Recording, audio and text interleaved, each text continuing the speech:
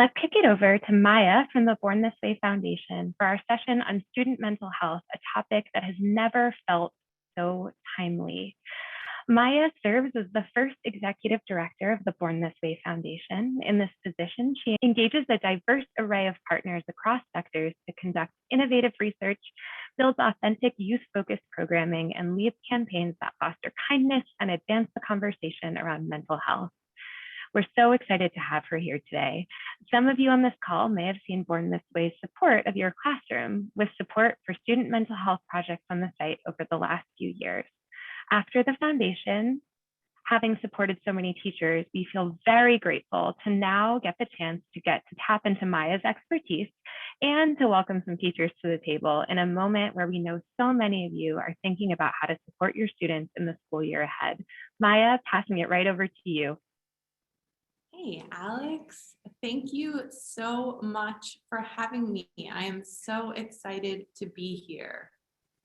Hi, everyone. My name is Maya Smith, and I'm so excited to be here. My pronouns are she, her, and hers. I have the incredible privilege of serving as the executive director of Lady Gaga's Born This Way Foundation.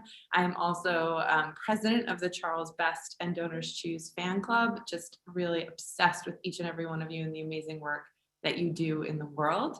I'm from Maplewood, New Jersey. I just a second ago donated to one of the projects from my high school, so excited to support. And I'm a proud graduate of Maplewood Middle School, Columbia High School, and a number of schools that are not on DonorsChoose, so we do not need to talk about higher education today. But beyond the titles of graduate, of activist, of executive director, etc., my proudest is by far mom. I'm the mother of Hunter, who's starting third grade on Monday, and Logan, who's starting first grade on Monday. And I'm so honored to be with you here today, and so grateful for the Herculean efforts of teachers around the country and on this call today, especially in our family. We're especially grateful for Mrs. Miller, Mrs. Quinn, and Mrs. Hirsch, who held our hands through the uncharted world of a pandemic and did so with kindness, with bravery, and with care. Thank you for the work that each of you do every day. And thank you to Charles and the entire DonorsChoose team for all that you do to support our educators. I just want to speak a little bit about the inextricable link between kindness and mental health in our classrooms. And then I want to bring in some of the voices of young people and teachers, those who we listen to most and best. So first, I know firsthand, both because of my work at the foundation, but also personally as a parent in this moment, that teachers and students and families alike are entering this back to school season with trauma and with experience of this past year that weighs really heavily on us. In big and small ways, the unprecedented back to school experience will rock us all. And I don't need to remind any of you about the inextricable link between kindness and mental wellness. It's more important than ever. It's always important. It'll be important tomorrow. It's important today. But for the children, for all of our children, for my children in this moment in time, it's a little extra important. So let's talk first about why this work is so crucial. We did an incredible piece of research at Born This Way Foundation called Kindness is Action, and I hope our team is sharing it in the comments below, because if it can be of use to you, we are first and foremost a resource for folks like you. So in this most recent research report, we found that kindness is important for resilience, for mental health, and for communities. And it offers, the report really offered us insights into how we can support others and build a kinder and a braver world. We know that 73% of young people say receiving kindness improves their mental wellness, but experiencing kindness varies across race, across ethnicities, across gender, across sexual orientation, and financial security. This is just such an important finding for us to have and to take into our classrooms.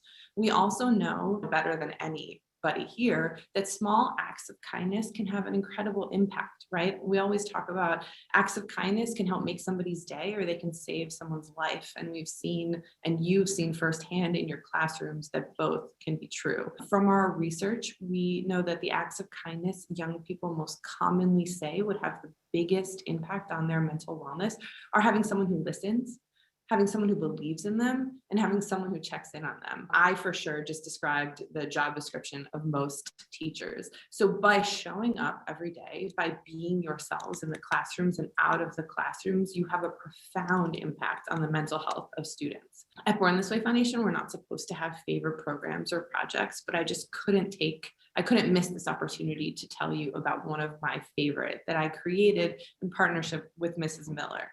So Be Kind 21, we're so proud of the work that we've done with DonorsChoose over the past couple of years, and so excited that you're going to be a Be Kind 21 partner. And I'd invite all of the schools here watching today to join us as well. So for many of the teachers watching today, I know you're also parents. And so when my son started kindergarten 3 years ago, you would have thought he was leaving for college with the emotion that I was feeling. So on back to school night, I said to Mrs. Miller, I'd love to get involved in the classroom. I'd love to make sure that he's met with kindness, with community, with support, and that he starts the school year off kindly. And so she made me the kindness co-chair of Spring Hill Elementary School, another of my proudest titles. And together with this incredible group of kindergarten students, we created Be Kind 21. It was a calendar of 21 acts that the parents, teachers, and students at Spring Hill Elementary could do to start the school year off kindly. Everything from picking up trash to holding the door to donating books to your local library, and a whole host of other kind actions. I mentioned this to Lady Gaga. She loved the idea.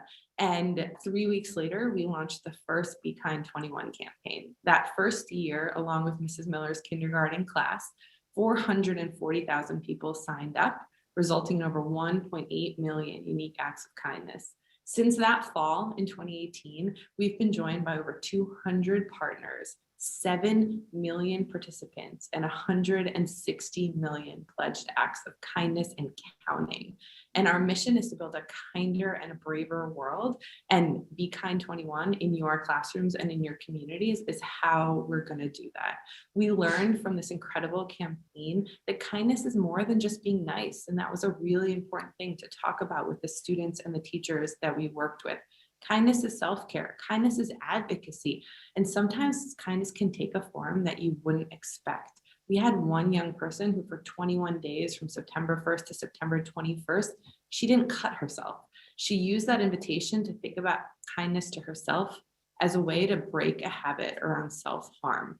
So kindness is many things, and especially in this moment, caring for your mental health, having open and honest conversations like this one today, leaning on your friends and colleagues and resources like Born This Way Foundation, and learning how to support your own mental health and that of others. I'm so excited to talk about this today and to share resources to just remind folks kindness is caring about your mental health and having these conversations. Teachers across the country are doing amazing things to support student mental health in our communities, purposely prioritizing lessons, materials, and activities on social emotional learning. And in the spirit of learning from teacher experts and students, let's jump right in.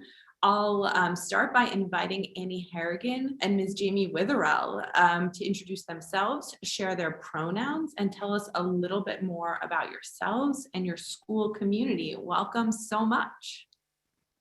As we're getting the speakers, I'll also just note the chat function. So if you have a question for the folks on the panel, please submit them in the comments. So excited to have this be as interactive a question and answer time as possible. Stephen, I see you're the first one to unmute yourself. I'm looking for Annie and Jamie as well. In the meantime, Stephen, will you take a moment to introduce yourself to our community?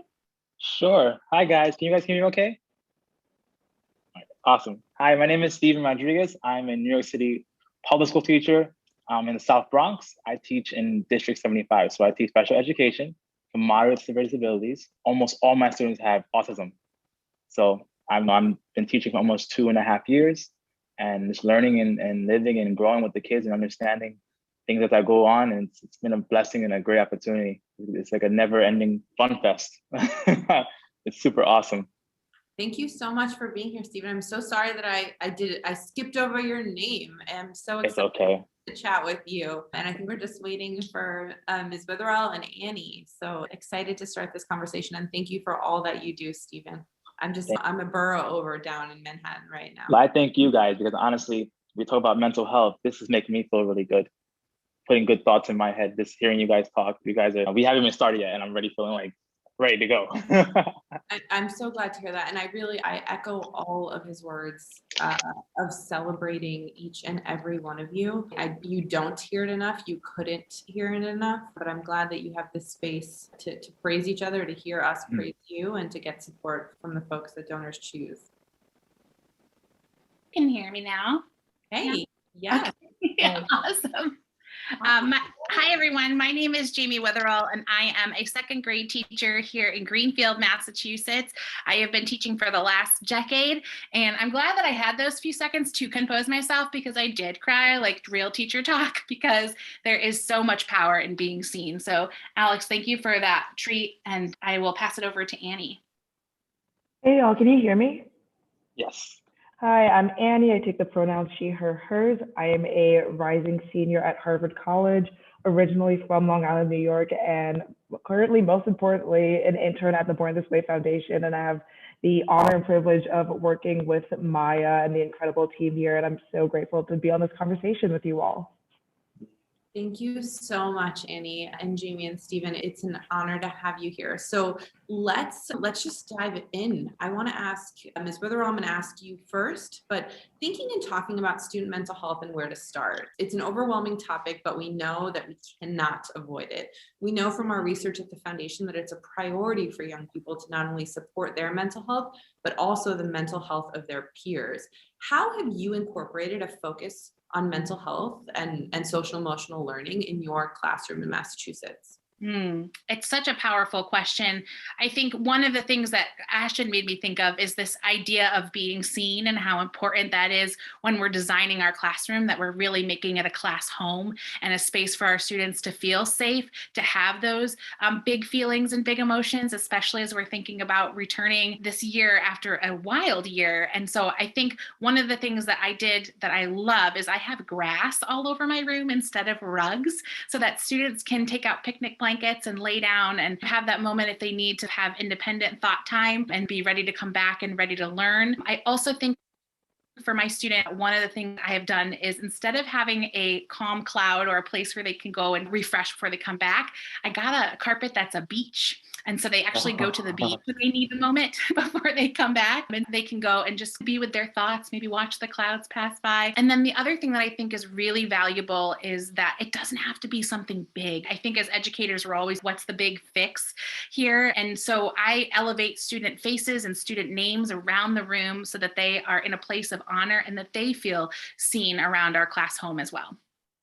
I love that. Thank you so much. And what you said, I just want to repeat it. It doesn't have to be this complicated, expensive, difficult process to integrate it into your classroom. That's so important. Annie, I know I fancy myself a young person, but I am not. So I'm going to ask you, a student, can you talk a little bit about why you think it's important to integrate social emotional learning and mental wellness into the classroom?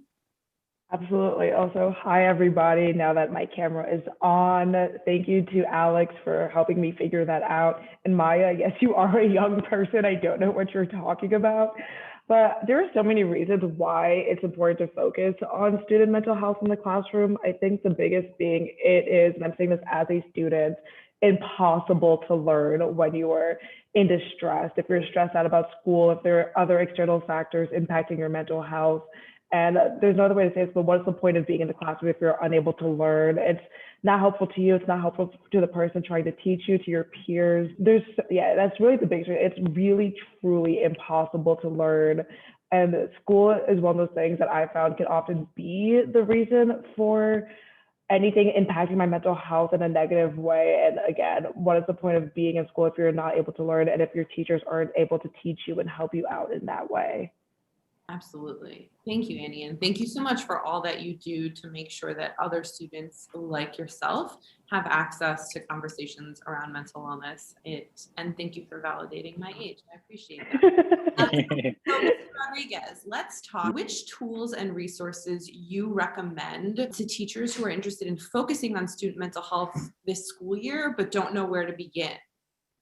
Awesome thoughts. First and foremost, I would say you're the number one tool. This year, specifically when COVID first hit, a lot of things happen. Kids are being shuffled around, online learning is happening. And when this year in particular, I noticed on my schedule, I had a block that said SEL, social emotional learning. And for a second, I realized, oh my God, what is that? And then once I was explained to me what it was, I realized, man, I've been doing this all the time. So when I say we're a tool, I say conversation, talking, connecting. Yes, I'm the teacher and they're the student, but there's no wall there. The wall is only as thick as you want it to be. So like for me, I'm the tool, the wall comes down, I'm having a hard time. Let's talk about it. Another tool I use, which has been very, very helpful. I know we're in a summit with DonorsChoose, but DonorsChoose has helped me so much. But once I learned how to use the platform and understood the weight it had, I was able to get a lot of resources for my students. Sensory toys. I teach autistic students, so a lot of sensory toys. We have students in shelters, especially during COVID. It was harder than lack of resources. Essential bags, toiletries and deodorants and stuff like that. Platforms like DonorsChoose and you yourself put it together. I know it at least gave me the power to really make a difference during this hard time where people had little to none. You saw those who were struggling more clearly than you have seen in the previous years. And yeah, also you'd be surprised how much other people, like other colleagues, your colleagues also know and resources they have under their fingertips. So I learned that talking and connecting with my colleagues also opened my world to more resources that I guess wouldn't have had otherwise. So yourself, your colleagues, which is your community, and platform of DonorsChoose, and there's people out there who are willing and ready to help you. Awesome. Thank you so much, Mr. Rodriguez. I'll just add another tool, and that's us here at Born This Way Foundation. Some folks asked about books on SEL and ways to support your own mental wellness, and I hope we get into that, but please, bornthisway.foundation/get help now. If ever you're in crisis, if one of your students are in crisis, it's so important to know the resources. If there's a resource that you need that's not up there, I am certain that the foundation community and the DonorsChoose community will happily help you find it. Okay, so let's move on. Let's talk about the next topic. Our research shows that building affirming, inviting spaces for young people is both life-changing and life-saving. Young people deserve and need to feel welcome, as we've talked about. They need to feel wanted, challenged, and empowered. I see Mr. Rodriguez in his classroom creating that space right now, but let's all talk about how we can build these spaces in our school communities. So Ms. Witherell, as you prepare for the upcoming school year, how are you working to ensure your classroom space is an affirming one that models actions like sharing your pronouns like we did when we introduced ourselves, respecting the names that people go by, and really making sure you're always leading with kindness? Yeah. Ooh, another big question. I think one of the activities that I start with out early in the year, and it is a book Mr. Rodriguez was highlighting, we are obviously DonorsChoose users, and so it's a book I received from DonorsChoose, but it's called Teach Us Your Name instead of Tell Us Your Name. And it is by Huda Issei, and she does this incredible job of reminding us that your students' names have power and they have meaning and they come from somewhere. And so being able to start off this idea of really honoring the story behind naming. I know for me, I'm an adoptee from another country, so sharing that piece of me is really important as we're building our classroom space and community. So shifting from just tell me your name so I can check it off the roster to teach me about you so that I can add that to my background. I actually found out 2 years ago, one of my students, Noor Zahara, had been labeled as Noor when she arrived in the country as an immigrant because that was her last name. And so for 5 years of her life, we had been calling her by her last name and not honoring Zahara, which is this like beautiful light. And so by offering a space for her to teach us her name, I said, Noor Zahara, we need you to honor Zahara as a part of who you are and use that beautiful light to shine on the world. So empower yourselves to be able to allow space for your students to share a little bit of who they are. And then just like Maya was talking about with the Be Kind initiative, honor having a space in your room, whether it's a bulletin board or a bookshelf, where you can highlight those moments of kindness that are happening so that students start to notice them more and more, whether it's on a sticky note that you put it up there or they take a photo of the kindness that they're sharing. But really putting a place of honor for kindness in your room, I think, is really important as well. Absolutely. Thank you so much for that. And what a powerful story about your student. That just the idea that we're being taught by the young people in our lives is just so important. And Annie, I have to share a quick story about you because you teach me so much every day. And one of the questions, we were talking about a presentation, and the presentation began, ladies and gentlemen. And Annie and our colleague Taylor, we worked together on what would be better, what would be more inclusive. And I didn't know the answer. And it's okay to not know the answer. It's okay to ask your students what feels right in this moment. And so I said to Annie, Taylor, teach me how to find more inclusive language and let's share it. So I love this concept of teaching. Annie, can you tell us about how teachers can help make their classrooms a more welcoming and safe space for all young people, since you're still sitting in classrooms today? Yeah, I think of this question, I think of my high school chemistry teacher. Now, I am not a science person at all. I can't do anything with chemistry. I don't remember anything. I don't know what the periodic table is. But this teacher in high school had a massive impact on my life. She does not share a lot of my identities. She is white, she is straight. I am a queer Black woman.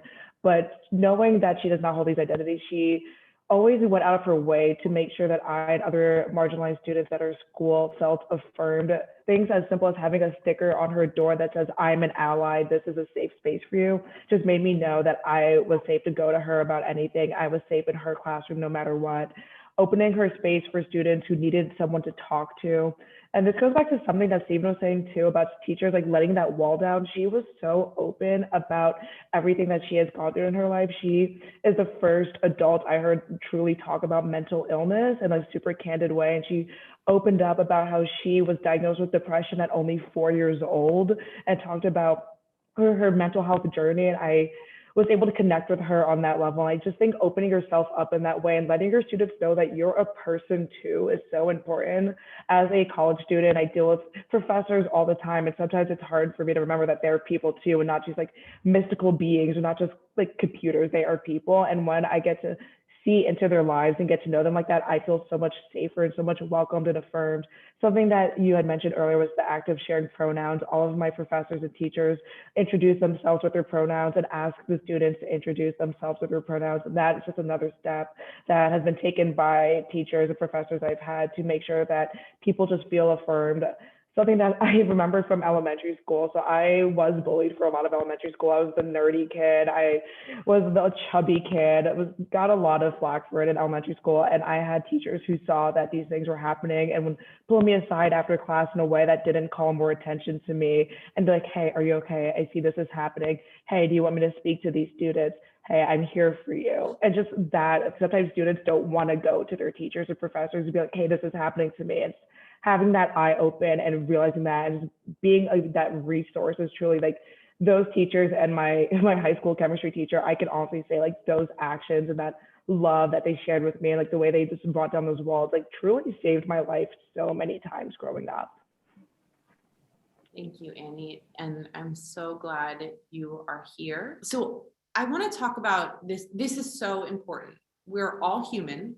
And sometimes we get it wrong. The first time that I misgendered someone, I panicked in a way that I hadn't panicked in a very long time.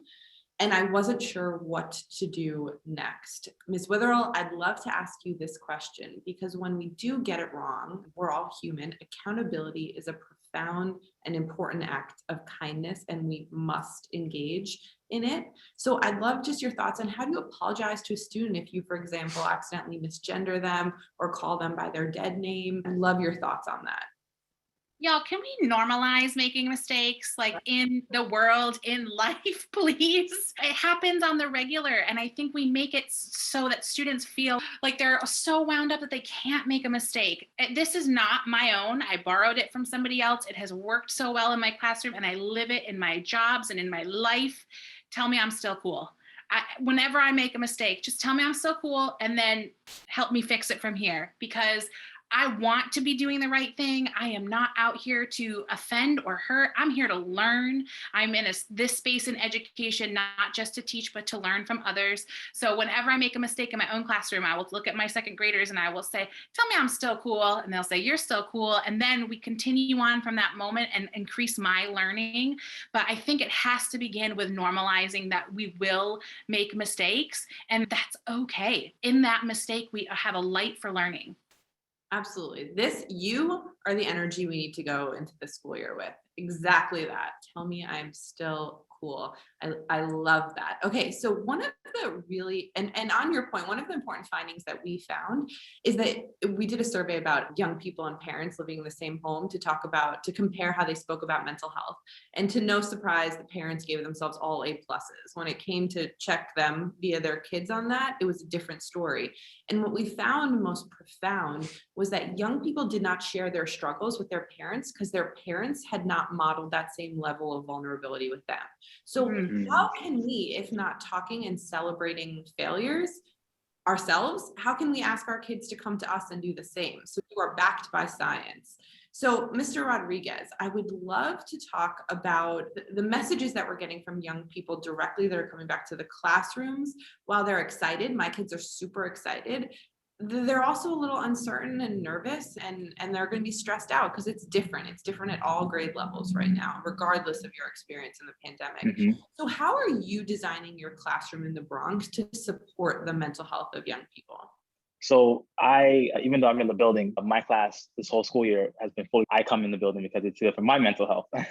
But I know that we've had journal discussions and ELA, a little bit in social studies about how we're feeling. And what I'm getting is a lot of tension, a lot of fears. When COVID hit, parents are freaking out, which naturally means that their kids are freaking out who are right next to them. They're afraid of germs. There is misunderstanding of germs, and there's misunderstanding of school not being like this happy place anymore. I'm going back to some place that must have been bad because I was forced to stay home. So what I'm planning to do is, you guys can see, so my class is empty right now. It comes like ripping it apart, if it makes any sense. Taken away, I'm a very colorful person, so I'm like things all over the walls. I'm trying to make it a physical classroom. And what I mean by that is, traditionally you set a desk, I teach you. Even in special education, you set a desk and I teach you. I'm trying to find ways to, let's get rid of the chairs. Let's add some bean bags. How can I make writing on a desk much more fun? I'm gonna put some translucent dry erase paper screen onto the desk so they can write on the desk. So I'm trying to make the classroom very physical, because in my mind, I just feel like they've been stiff. They're stiff with all these emotions. They're at a computer screen with all these emotions. So I want us to be moving around and fluid. So then in a way to release emotion. And I want the classroom to be able to be a vessel where it catches it all. So I'm trying to be very strategic on what goes on the walls. Of course, I'll usually have ELA stuff, math stuff, but I want more than that. I want my students to see themselves all over the classroom. Even before I get to know them, they come in, they're gonna see themselves all over the classroom, so that we can work on releasing those tensions. Because honestly, especially my students who are autistic, I teach what they call 611, which is on the spectrum. It's the more on the lower end. Some of them nonverbal, some of them are verbal, but minimalist. And it's hard for them to communicate. So in my job, I'm about pulling it out of them. So my goal is to create a space where I can bring it out of them, because for some of them, they want to say it and they don't know how to say it. So that's my plan, but also I know that a lot of it comes from them and the learning I get from them as I get to meet them in the fall and understand them. I get to tweak and adjust my environment.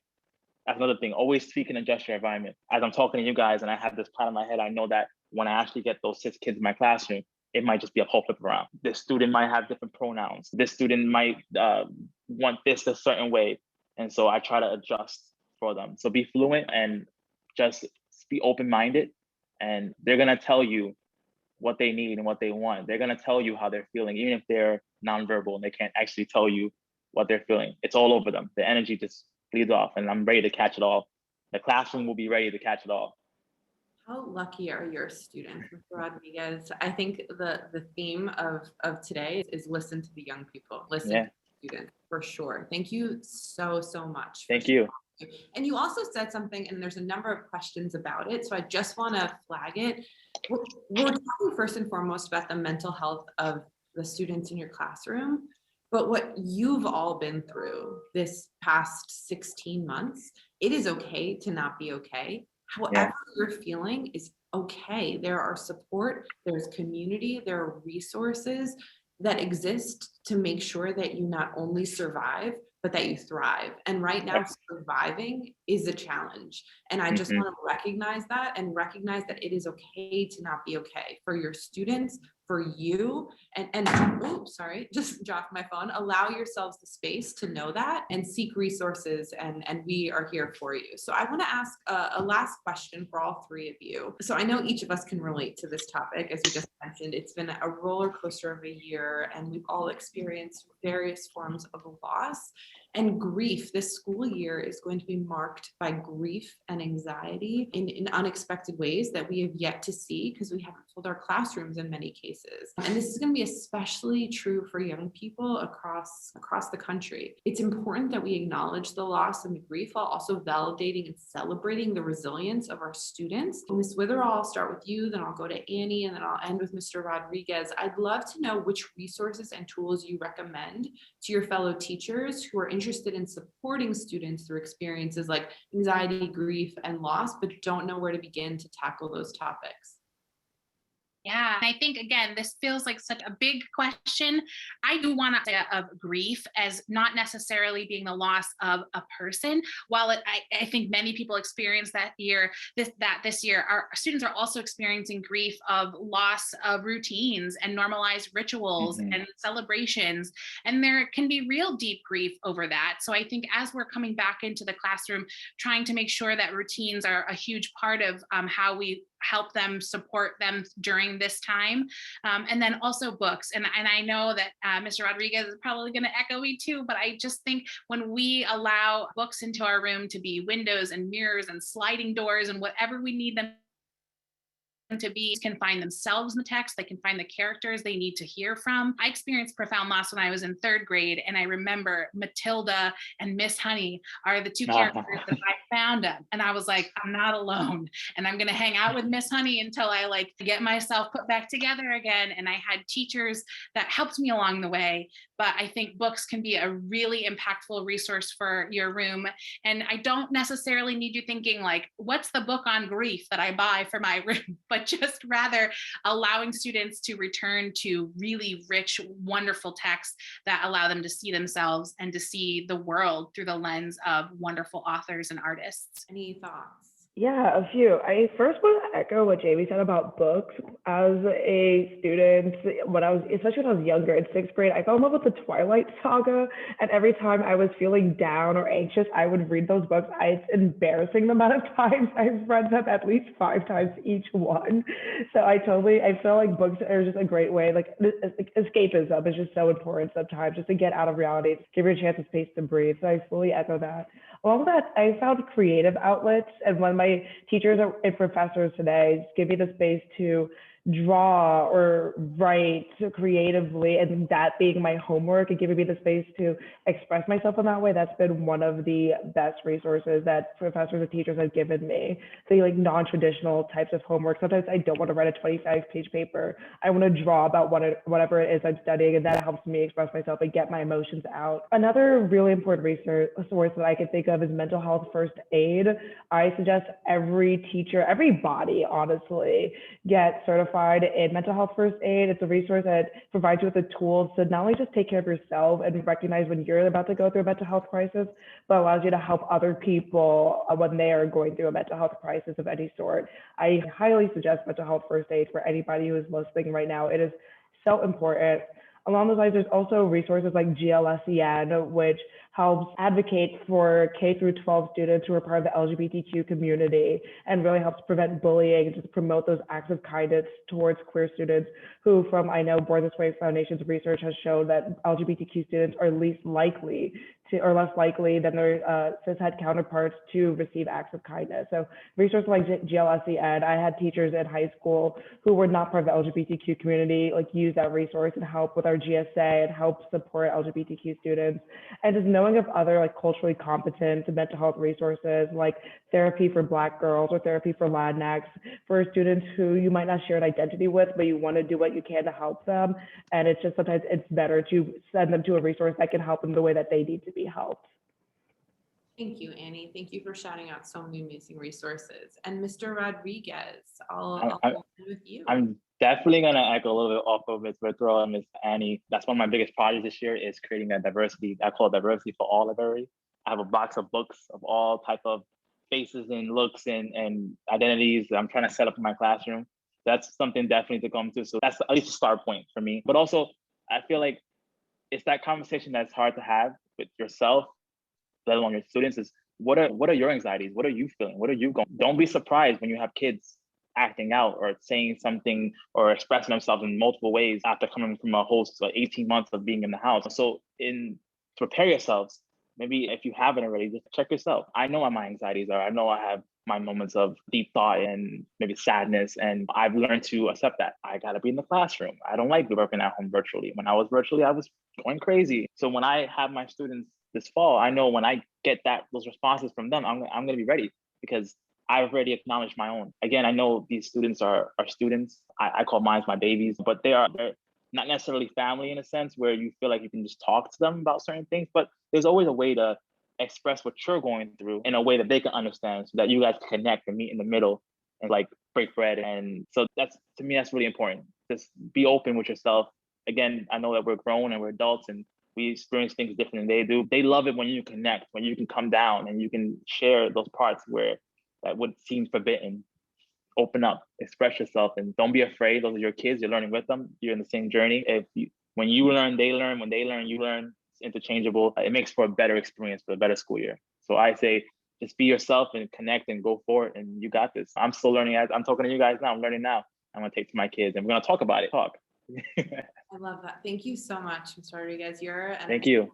Infectious, and there is no such thing as other people's babies, and so I absolutely love that energy. So thank you so much to Ms. Witherell, to Mr. Rodriguez, to Annie, to Ms. Harrigan, for bringing yourselves so fully to this conversation, for sharing so freely and openly the resources that help you be better in the classrooms, out of the classrooms, as educators, as human beings. Thank you to all of the attendees who shared resources. I was checking out the Q&A and just answering each other's questions, providing resources, affirming the educators here. There's so many more questions. Please always know that the foundation is a resource. If you have questions that weren't answered today, my team will absolutely be upset with me, but I think it's that important. So please email us at info@bornthisway.foundation. There's so many important questions about what's a dead name and how do I support a young person this way? And I would be honored to help you find those answers. So please also just remember that the foundation exists as a resource. The Born This Way Foundation Get Help Now page, bornthisway.foundation/gethelpnow. The Let's Share Kindness Toolkit, please stay. Our important suicide prevention campaign. You'll find those all on our website. And then I hope, Hunter hopes, Mrs. Miller hopes that you'll join us with Be Kind 21 this year. It starts on September 1st. It's a real low lift for your classrooms. Happy to help you create calendars to bring kindness to your classrooms and to your communities. Our incredible director of programs and impact, Alex Aid, he coined the phrase of the world is heavy right now, so let's lift each other up. And that's exactly what each and every one of you do every day. So it's an honor to be here. Thank you for sharing a little bit of your afternoon with me. And thank you for taking care of my babies next week when they go back to school. So Alex and the DonorsChoose team, honored to pass it back to you. Thank you again, Ms. Witherell, Annie, and Mr. Rodriguez. Thank you so much. That was amazing. Maya, thank you so much for leading that conversation with such intention. And I just feel really lucky to have both you all and Born This Way Foundation as a partner, and then also the incredible teachers here. I felt myself getting goosebumps as you were describing what was happening in your classroom, which is really amazing.